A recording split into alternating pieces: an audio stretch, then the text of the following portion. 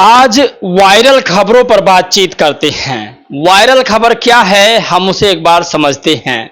लगातार वायरल खबरों को लेकर के सोशल मीडिया या मेन स्ट्रीम मीडिया हाईलाइट रहती है, लेकिन आज जो आपने थंबनेल पर देखा, सच में वायरल खबर वही है। आपको बता दें कि वायरल खबर इस तरीका से वायरल है जिसे शायद आंधी तूफान भी नहीं रोक सकता।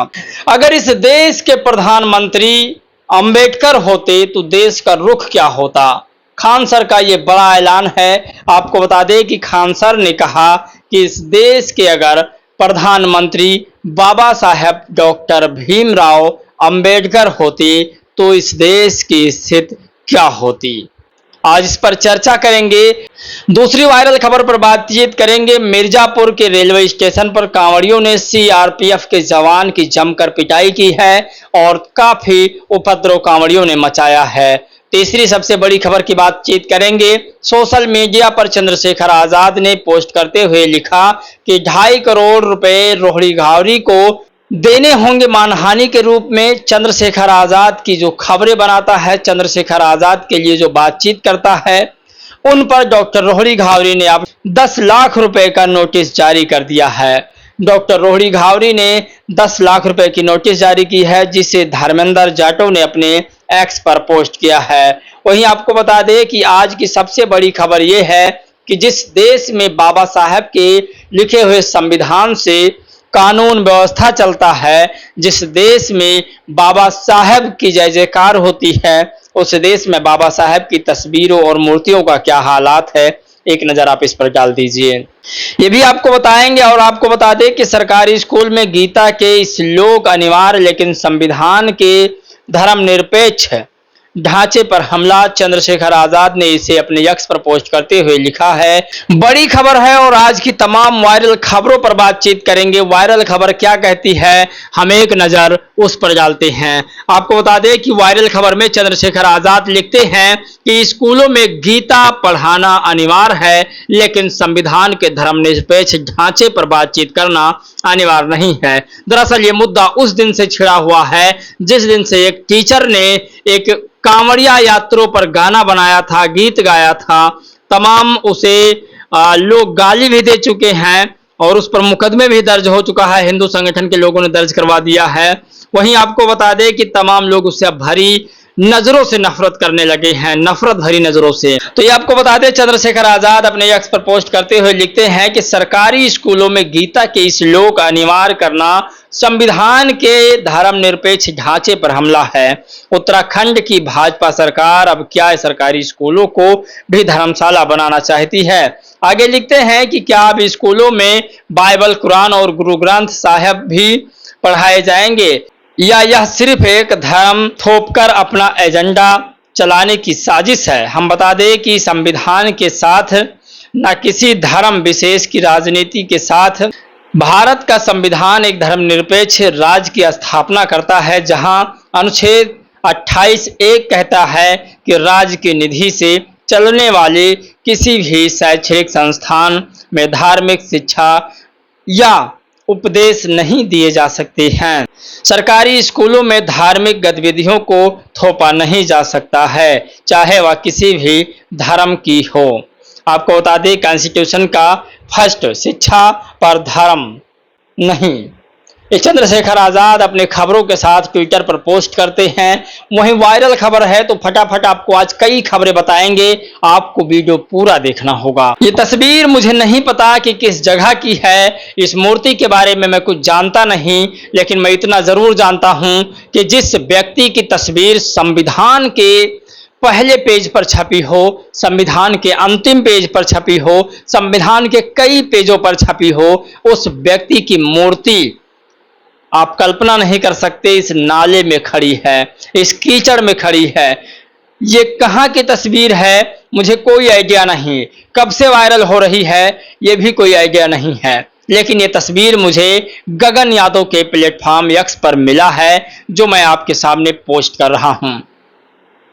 सॉरी, सचिन यादव के प्लेटफॉर्म पोस्ट पर मिला है।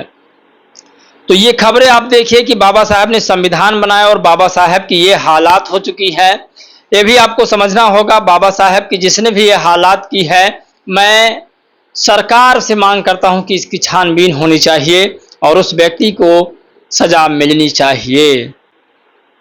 सोशल मीडिया पर इस समय मानहानि का मुकदमा चलने देने का तमाम एजेंडा चल रहा है। इसी बीच आपको बता दें कि चंद्रशेखर आजाद डॉक्टर रोहिणी पर 2.5 करोड़ रुपए का मानहानि का मुकदमा दर्ज करते हैं, उनको नोटिस भेजने का काम करते हैं। आप कल्पना नहीं कर सकते कि चंद्रशेखर आजाद के इस नोटिस के बाद डॉक्टर रोहिणी घावरी ने उनके समर्थकों पर और या फिर जो उनके साथ काम कर रहे हैं उन लोगों पर मानहानि का मुकदमा दर्ज करवा रही हैं। धर्मेंद्र KR जाटो हैं, इन पर 10 लाख रुपए का मानहानि का मुकदमा दर्ज डॉक्टर रोहिणी ने कराया है। आपको बता दें, ये तस्वीर आप देख सकते हैं, ये मानहानि मुकदमे की नोटिस है और यही अपने सोशल मीडिया पर धर्मेंद्र कुमार जाटो ने लिखा है। तो ये आप बड़ी खबर देख सकते हैं। अब बात करते हैं पत्रकार सचिन गुप्ता की। सचिन गुप्ता ने एक खबर पोस्ट करते हुए CRPF के जवान के बारे में बड़ी खबर पोस्ट कर दी है, जहां आपको बता दें कि लोग आतंकवादी कहते हैं, मुल्ला कहते हैं, मौलवी कहते हैं, कठमुल्ले कहते हैं, कटुआ कहते हैं और उन पर तहजिया में मातम करने पर आतंकवादी कहा जाता है और उन्हें बहुत कुछ नामों से संबोधित किया जाता है, लेकिन उन्होंने कभी भी पुलिस वालों पर तहजिया जुलूस मातम में हमला नहीं किया। लेकिन ये खबरें आपको देखने पर मजबूर कर देगी कि आखिर किस तरीका से भोले बाबा के कांवड़ियों ने CRPF के जवान पर हमला कर दिया और CRPF के जवान ही नहीं, स्कूल बसें और प्राइवेट गाड़ियां, मोटरसाइकिल, सड़कों पर हंगामा, ढाबे को तोड़ना, ये तमाम इन कांवड़ियों का पेशा बन चुका है। इसी को लेकर के सचिन गुप्ता ने एक खबर पोस्ट की है जो मैं आपको बताने की कोशिश कर रहा हूं। नोट, मैं आपको बता दूं कि मैं सारी खबरें आपको बताता हूं जो सिर्फ ट्विटर एक्स पर मिलती है या सोशल मीडिया के प्लेटफॉर्म पर मुझे दिखती है। आपको बता दें, उत्तर प्रदेश के जिला मिर्जापुर के रेलवे स्टेशन पर कांवड़ियों ने CRPF जवान गौतम को जमीन पर गिराकर बर्बरता से पीटा। जवान की पोस्टिंग मणिपुर में है। वो ब्रह्मपुत्री एक्सप्रेसवे से मणिपुर जाने के लिए आए थे। टिकट खरीदने को लेकर विवाद हुआ था। RPF ने कांवड़ियों पर FIR दर्ज की है, यानी रेलवे पुलिस ने कांवड़ियों पर FIR दर्ज कर ली है। अब आखिरी और सबसे बड़ी खबर की बात करते हैं जो आपको थंबनेल में दिखा था। आपको बता दें कि बाबा साहब इस देश के प्रधानमंत्री होते तो क्या होता। संविधान बनाने के बाद उन्हें प्रधानमंत्री बना दिया जाता तो सबसे पहले शिक्षा सबसे बेहतर हो जाती।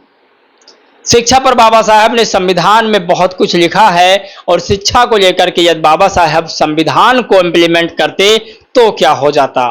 खान सर ने बड़ी खबर पोस्ट की है। खान सर चाहते थे और चाहते हैं कि इस देश में पढ़ा लिखा व्यक्ति प्रधानमंत्री हो। इस समय खान सर बीजेपी के खिलाफ कुछ ज्यादा ही बोल रहे हैं। हालांकि आपको बता दें, खान सर के समर्थक आप में से इतने हैं कि मुझे गाली देने लगते हैं, लेकिन जो खबरें हैं वो मैं आपको दिखाता रहूंगा। जो सच्चाई है वो तो आपको बताना ही पड़ेगा। सतीश मौर्य BSP लिखते हैं कि देश नहीं बंटवाया, भारत को चुना, बाबा साहब की देशभक्ति की कहानी, खान सर की जुबानी।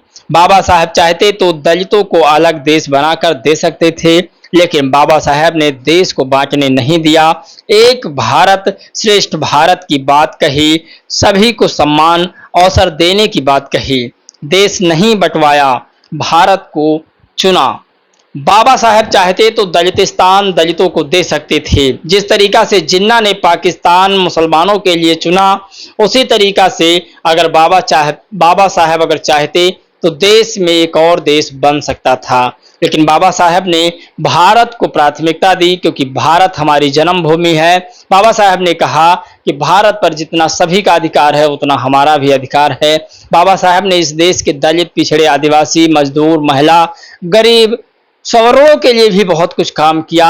आज बाबा साहब को लेकर की तमाम खबरें वायरल हो रही है, जिसमें खान सर ही नहीं बहुत सारे लोग हैं जो कहते हैं इस देश के प्रधानमंत्री पद पर बाबा साहब को होना चाहिए था। आप क्या चाहते हैं? क्या वाकई में बाबा साहब को प्रधानमंत्री पद पर होना चाहिए था? और अब कौन प्रधानमंत्री की कुर्सी पर बैठे? आपकी भी राय प्रतिक्रिया जानना बहुत जरूरी है। जय भीम, नमो बुद्धाय।